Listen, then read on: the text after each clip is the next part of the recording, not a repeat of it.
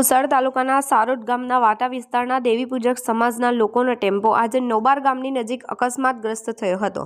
માહિતી અનુસાર ટેમ્પો અચાનક નિયંત્રણ ગુમાવતા પલટી ખાઈ ગયો હતો, જેના કારણે અંદાજે 12 લોકો જેટલા ઈજાગ્રસ્ત થયા છે। ઈજાગ્રસ્તોને તાત્કાલિક જંબુસર સબ ડિસ્ટ્રિક્ટ હોસ્પિટલ ખાતે ખસેડવામાં આવ્યા હતા, જ્યાં 4 વ્યક્તિઓની સ્થિતિ ગંભીર હોવાનું તબીબોએ જણાવ્યું હતું।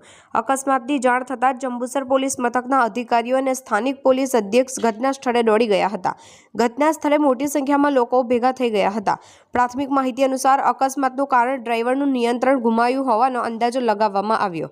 પોલીસે અકસ્માત અંગે વધુ તપાસ શરૂ કરી છે। મારું નામ સિંધા ધર્મેન્દ્રસિંહ નાગજીબાવા, જંબુસર તાલુકા ભાજપ સંગઠન મંત્રી તેમજ સારોટ ગામ આગેવાન। આજ રોજ અમારા ગામના ખેત મજૂરો કાઠિયાવાડ ખાતે ખેત મજૂરી કરવા જતા હતા, ત્યારે છોટા હાથે ટેમ્પો નોબાર ITI પાસે પલટી ખાતા 15 ખેત મજૂરોને ઈજા થયેલ। તેઓ તમામને 108 એમ્બ્યુલન્સમાં SSG સબ ડિસ્ટ્રિક્ટ જંબુસર ખાતે લાવી પ્રાથમિક સારવાર આપેલ। ત્યારબાદ જેઓને વધુ ઈજા થઈ છે તેમને SSG બરોડા ખાતે રિફર કરવામાં આવેલ છે।